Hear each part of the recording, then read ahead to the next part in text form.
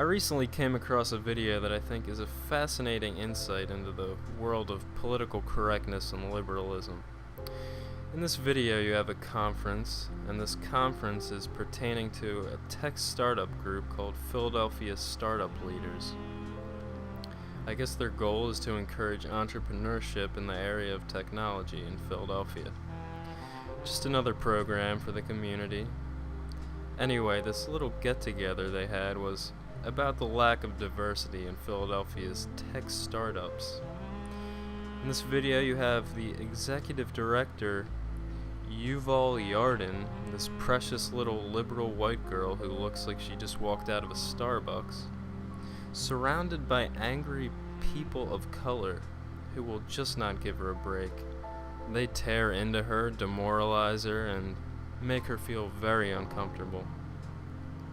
I'll admit I got a little sick satisfaction from watching her squirm. It's poetic justice in my opinion. You know, the left in this country has created a monster, and it's nice to see them get a taste of their own medicine every once in a while. Anyway, let's get to the video. I feel like I'm not black, I'm not brown, I'm not a minority or an underrepresented community in that sense. English is my second language. I am an immigrant, and I am a woman. Just interesting things to share. Here we have her kind of listing off her oppression points, as I like to call them, you know, basically things that distance herself from white men, basically, the ultimate evil. So she's saying, you know, I'm not black, but I'm a woman, I'm an immigrant. All things to give her, you know, to give her oppression points in this scenario, to give her credit, to increase her standing in this situation. Anyway. But that doesn't matter, because right now in this conversation I feel really uncomfortable, because this is really difficult. I feel comfortable when I walk out of my house in Rittenhouse Square every day. Oh no, he didn't. No. Please, just please, let me speak. Because it's really You're white-splaining me. White-splaining is a buzzword that allows people of color to shut down pretty much anything a white person says. I mean, constructive criticism, anything, doesn't matter. Facts, it's white-splaining. Fuck off, whitey. See, that's why I feel uncomfortable, because seriously, like, it's actually moving me to tears because of what you're speaking.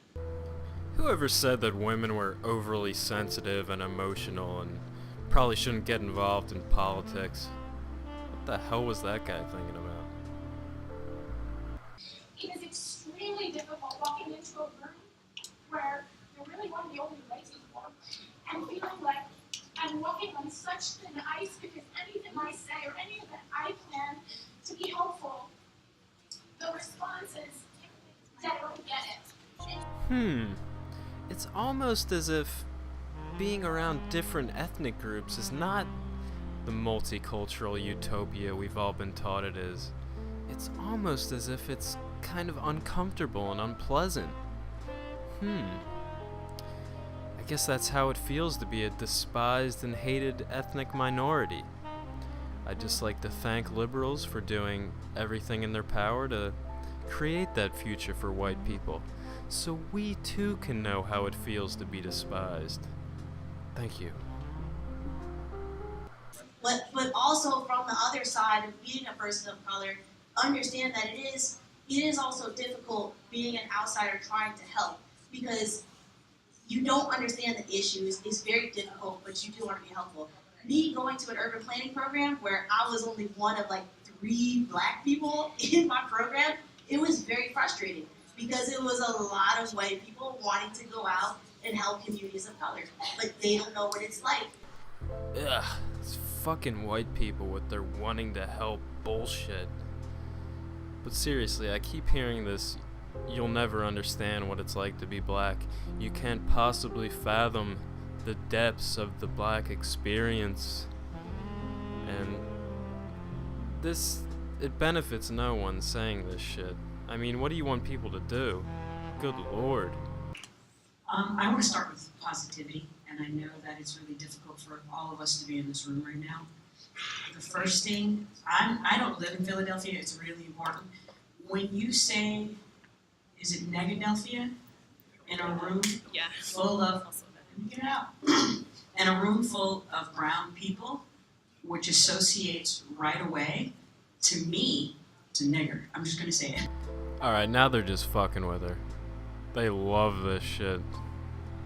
I mean you no negativity. I come with you with nothing but the power of love, persuasion, and continuance. Fucking woke.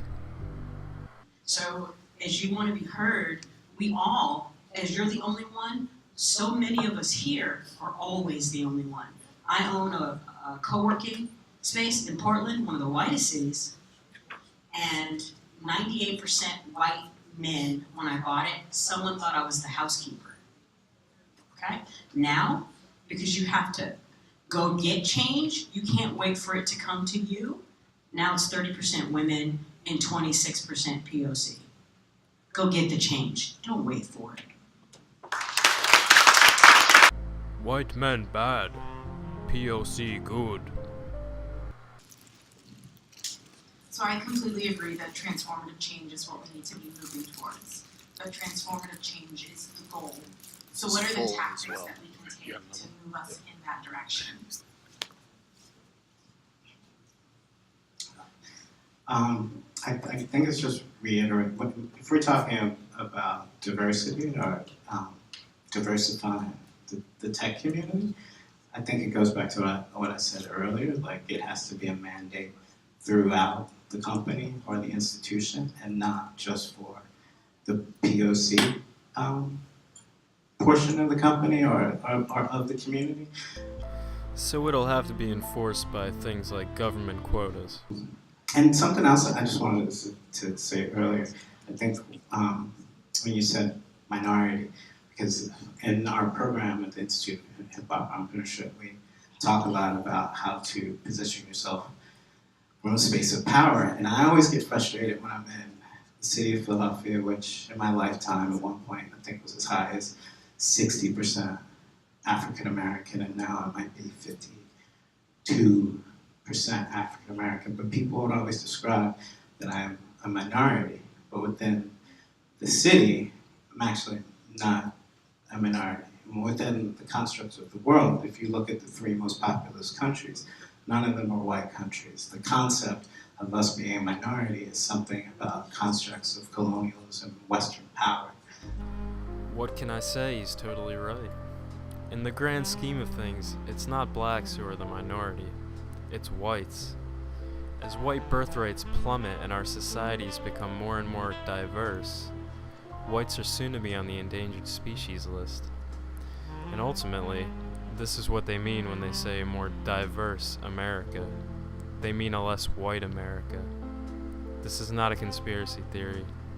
You can find leftists celebrating this fact in mainstream websites and magazines. If we do not stop bending over backwards to accommodate people who will never be grateful, who will never thank us, and who will never assimilate, and don't start looking out for our own self-interest, then we're done. Thank you for watching.